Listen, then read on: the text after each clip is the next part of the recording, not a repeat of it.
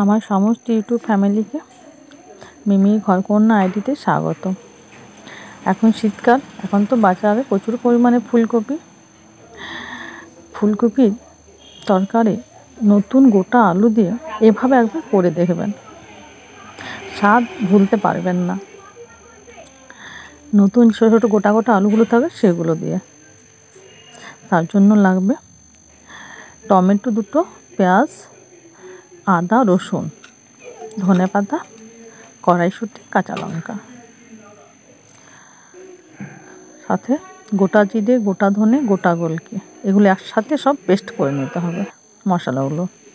এই দেখুন আমি পেস্ট বানিয়ে নিয়েছি। এবারে কড়াইয়ে তেল দিয়েছি, তাতে ছোটো ছোটো নতুন গোটা আলুগুলো ভেজে নিতে হবে।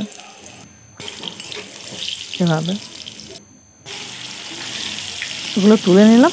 এবার পনিরগুলো হালকা ভেজে নিতে হবে। পনির খুব ভাজবেন না, খুব ভাজলে পনির ভালো লাগে না।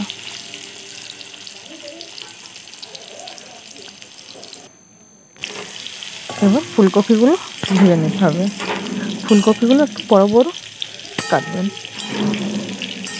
কোয়াগুলো। দেখুন ফুলকপিটাও ভাজা হয়ে যাচ্ছে আমার।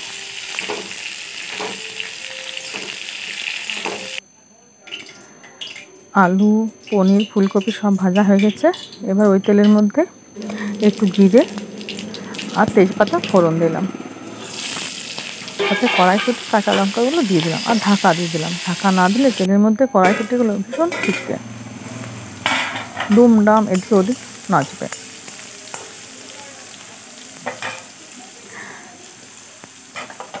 আমার কড়াইশুঁটিগুলো ভাজা হয়ে গেছে। এবার পেস্ট করে রাখা মশলাটা আমি দিয়ে দিলাম।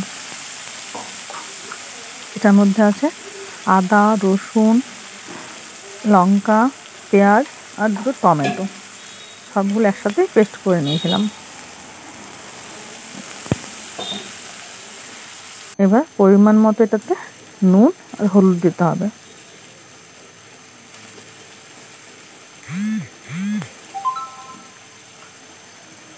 এবার মশলাটা ভালোভাবে কষে নিতে হবে। আর মশলাটা কষা হয়ে গেছে অনেকটা। এবার ভেজে রাখা আলুগুলো এর মধ্যে দিয়ে দিতে হবে।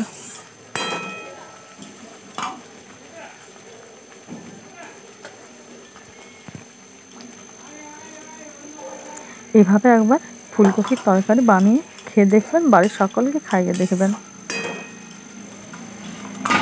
একবার খেলে আর ভুলতে পারবেন না এর স্বাদ। এবার ফুলকপিগুলো দিয়ে দিলাম। এবার মশলাটার সাথে আলু আর ফুলকপিগুলো ভালোভাবে কষে নিতে হবে। কষতে কষতে আপনার অর্ধেক ভাজা সেদ্ধ হয়ে যাবে। তারপর অল্প জল দিয়ে বাকিটা সেদ্ধ করে নিতে হবে।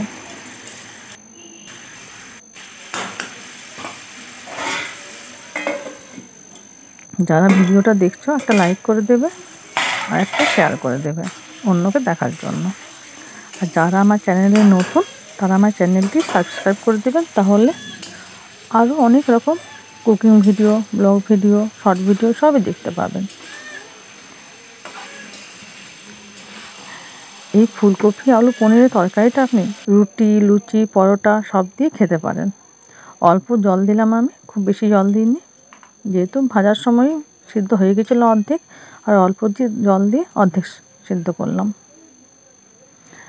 এবার 2 চামচ ম্যাগি মশলা দিয়ে দিতে হবে এটাতে। ফুলকপি খুব গলে গেলে কিন্তু ফুলকপির তরকারি ভালো লাগে না, তাই অল্প জল দেবেন।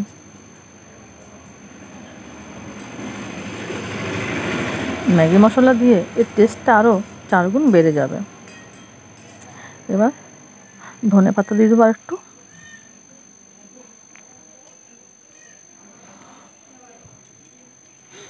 এই সবজিটা আপনার ভাত, রুটি, লুচি, পরোটা, নান যা দিয়ে খাবেন ভীষণ ভালো লাগবে খেতে। এবার ভেজে রাখা পনিরগুলো দিয়ে দিলাম।